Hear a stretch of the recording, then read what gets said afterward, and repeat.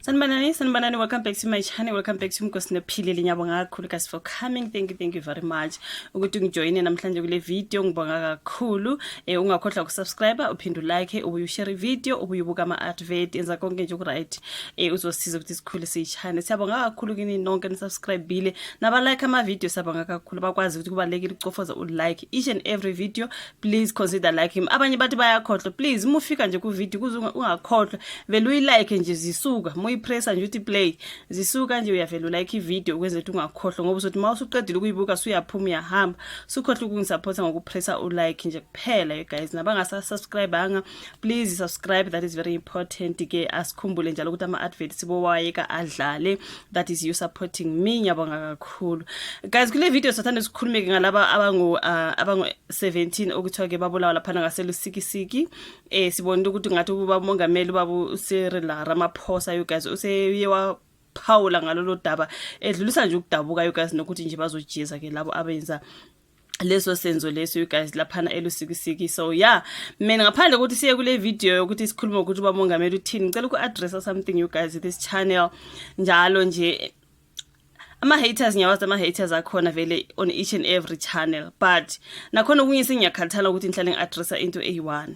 but mhlawumbe abantu enisuke ba-addressile kusuke ngabanye abantu somele futhi ngibuye ngi-address abanye ngibuye ngi-address angazi you guys noma mhlawumbe umuntu osuke e-comment kanjalo ngumuntu osuke efika nje uyasithola nje uyasifica akasazi nokusazi afika abhampe into that video ebese commenta nje ngoba ungizwe ngisikhulumela isindebele angazi bafowethu sengithanda ukukhathala ngihlala ngi-addressa lento ukuthi guys angenomzulu ngingumndebele angathi ngizoyikhuluma ka-million leyo nto ngoba ngizama ukuthi mhlawumbe mangabe awazi amanye ama-videos wami akudala lokho ngikhuluma ukuthi guys mina angenomzulu ngingumndebele mhlawumbe ufike nje wafika kule video wacofoza philile and then wangifica nje wasusithi le ntombazane izenza umzulu nampa abanye baqeda ukuthi ngizenza umzulu on another video bengikhuluma ngoma uZanele Mpokazi nomyeni wakho ukuthi akahambe bakhona nje bagcwele lapha hayi wena kuyeke indawo zaka mama uZanele Mpokazi hamba le kinezimu yokhulumeza ke lawo ma comments nje you guys usukuyisithutho okungakanani.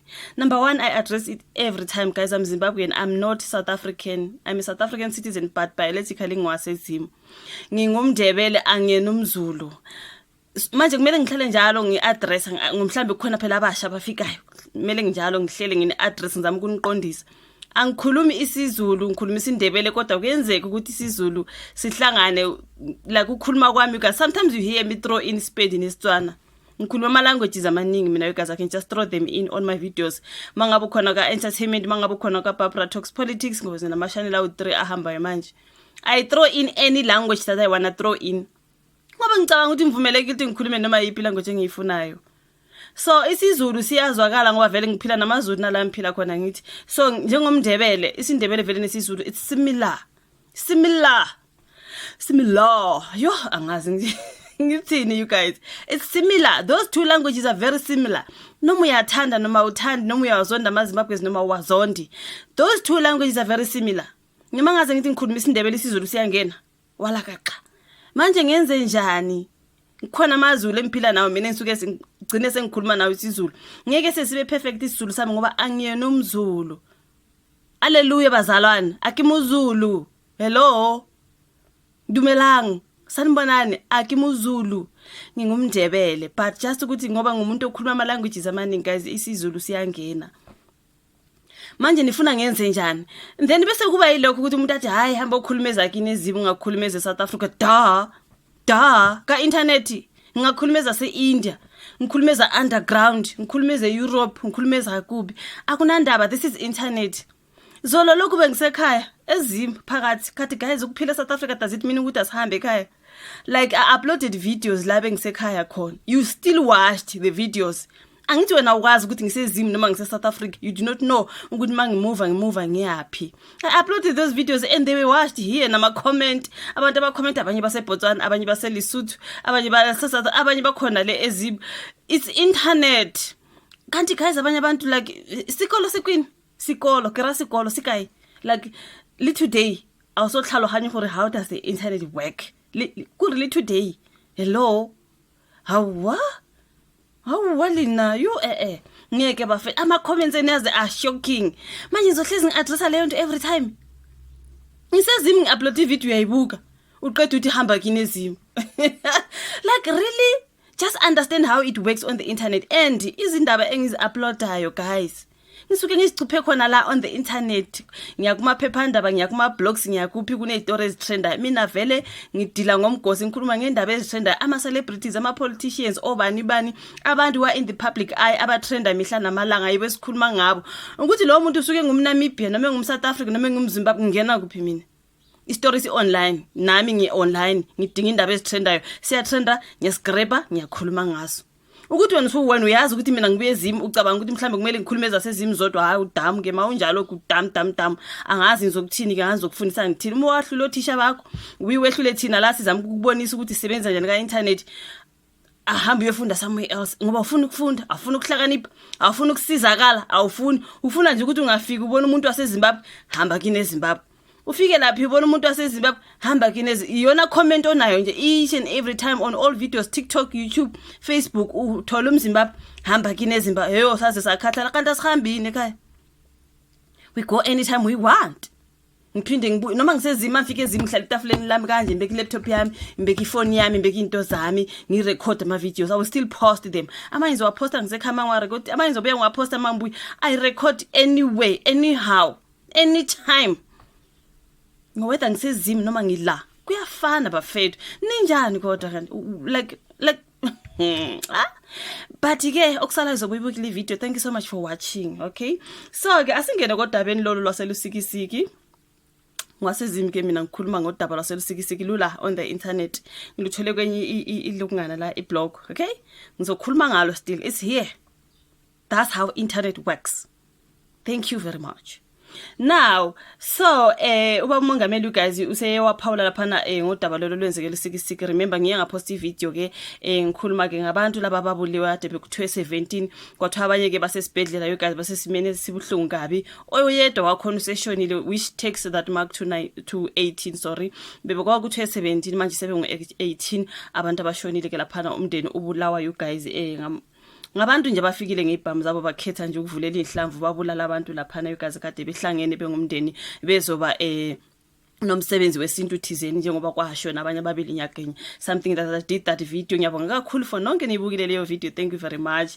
So now kuthanga kuba mongameli you guys wezumnumzana Cyril Ramaphosa kuqinisa idolo ke imindeni ke yabantu abangu-18 ababulawe eNgobazana lapha elusikisiki, wathi amaphoyisa azobathola laba babulali. Uphawule kanje izolo emva kokuthi amaphoyisa ase-Eastern Cape ethe alandela umkhondo futhi anethemba lokuthi azobabopha maduze. Sengathi bangaboshwa you guys, impilo into abayenzile man. Awubulala abantu ngathi ubulala impukane. Asenandaba ukuthi umuntu wakuphi nowakuphi you guys, awumbulale nje umuntu ongathi ubulala impukane. Into iyazini lento enzeke lusikisiki is very very heartbreaking. So yeah guys, uba mongameli ke kuthuzwa kanti ukudabuka kwakhe wadlulisa amazwi enduduzo emndenini ke oshonile, wasebafisela ke ukululama ke okusheshayo abagilwa abasindile into kanjalo guys. So kulokhu kuhlasela kwangempela sonto ezigamekweni ezimbili kushona abantu abesifazana abangu-15. Usana olunezinyanga ezimbili lusindile lwatholwa lulele phezu kukanina obesebanda. Yo Shuthi kwadujula unina washona, usane lwasinda ke you guys. Like that's so sad man.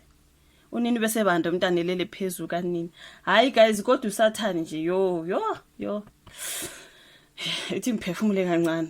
Okay, kuthiwa ke lugcine ke osonhlala kahle endaweni ephephile lolo sana. Ngiyacabanga izolo ke isihlobo zabagilwa ke eziqhamuka ezindaweni ezikude zihlanzeke indawo yesigameko ebigcwele igazi. Ngike ngathi ngiyayithile ya video ngathola kuyigazi everywhere. Yo guys, like yo bafethu, ngeke sivumele ukuthi kugcine izigebengu. Sibuza sonke ubuhlungu obulethwe yilesi sehlo esinomoya futhi ke esinonya futhi sihlangene wow, nasi sizulu ke senqaka la bathi ngomzulu nantu udaba. Sihlangene ekusibabazeni nasekusixekeni abenzi ebaso ke abazosijezela you guys. Kusho umongameli ukuthi bazosijezela ke labo bantu abenze leso senzo. Umphakathi wakule ndawo utheke usihlalele ovalweni ngoba ke siziphenduke insakavukela ke izigameko zokubulawa kwabantu kule ndawo, kodwa ke okwakamva kwenze kwabanda amathumbu.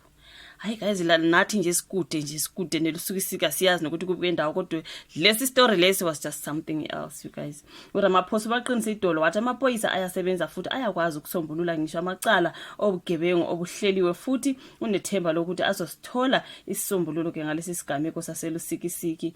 Uthe esenxenxa amalungu omphakathi obese-ke sewanxenxa amalungu omphakathi wathi kumele ke akhululeke aludlulisele kubaphenyi ke ulwazi analo olungalekelela ke kutheni ke kuboshwe abahlaseli ukuze babe nobufakazi obuqanda icala enkantolo. Kulandwe nochwepheshe babaphenyi nabacubungula indawo yesigameko abavela kuzwe lonke nasesifundazweni iEastern Cape ukuba baphenyi. Iofisi likaMengameli lithi ngaphandle kwesigameko sakamva bangu-38 abantu ababulawe ezihlakalweni ezifuze esaselusikisiki esikhathini esiyiminyaka ke emibili kwaboshwa abasola ke abangu-25. So ke yeah, this was a very scary one kuze kwagcina ngempela sekungenelela upresident wale country South Africa ubaba Cyril Ramaphosa. Ngibonile nje kolunye udaba laphana ngesingisi njengomuntu obhoda you guys everywhere lana you guys udaba lolu everywhere bengilufunda ke ngesingisi somewhere else bebekhuluma ngalokho ukuthi baba Ramaphosa uthe uyazini ufuna nje amaphoyisa ame ngenyawo nabo bonke abaphenyayo nawo umphakathi usize ukuze batholakale laba guys like really ufica umndeni uhlangene uthe gwaqa nifike nje nivulele ngenhlamvu aninandaba nje nokuthi nidubula abantu kanjani nifuna nje into engumndeni nivele nishaye nje 17 yonke abanye phela khumbula abalimele kushe basesibhedlela kodwa ukhona uyi1 oseshonile ingakho nje sekuthiwa bangu 18. Just imagine how satanic is this, like really hayi bafethu noma sokuthiwa isitha somndeni wasuthatha 18 yonke yo bafethu saza sethembe you guys bazotholakala ke laba babulali njengoba besho baba Ramaphosa ukuthi kuzomiwa ngeenyawo and I pray to God ukuthi abatholakale bafethu ngeke abatholakale kusho ukuthi phela abantu baselusikisika baphephile makunje uma besagijima titaratara everywhere lapha sebengasuke futhi bebulala abanye abantu sami bangababulala ke laba yabona uSathane nje uhamba ngeenyawo loyo. I am scared you guys, but anyways ngiyabonga kakhulu. Thank you so much for watching video. Siyacela ukuthi sihloniphane guys, sihle sizazisa ukuthi singobani sibuya. Mina ke ngikaze ngizifihla ukuthi ngibuya kuphi, angisifihli angeke ngasifihla. I'm a Zimbabwean girl. I do content, I do entertainment, gossip entertainment, something like that, and I talk about everybody as long as celebrities, politicians and everyone else. I do not care which country, whether ke Mosotho ke Motswana ke Movenda ke Motswana ke Mondebele ke Mokala kuribona everybody. As long as the story is online, kune story esithile and kumele ngizosenza lesi story. Never mind Zimbabwean, kanti amaZimbabwean abazenza istory. There are some Zimbabwean content creators right now busy benza istory zase America ezalayo eMzansi zakuba bahlezi le ekhaya ematafuleni abezimo ezindlini zakuba. Wena nje uzonda ukuthi ngoba mina mphila la South Africa wazi ukuthi nini bengisekhaya bengi-upload ama videos wami still wabukile. You do not know where I am, right? Still noma ngisekhaya ngizo-uploada ubuke ungisupport uqeda ucomment uthi hamba kini leso sikhathi ngingakithi ayisebenzi yonke le nto bafethu ayisebenzi yonke idinga nje isikolo. You need to use your brain. Common sense is not common ne. But anyways you guys, thank you so much ukuthi ubuke le video abatholakala ababulala abantu elusikisiki. Thank you very much you guys. Like, subscribe, share bese siyaphinda siyabonana futhi kwenye video elandelayo. Bye.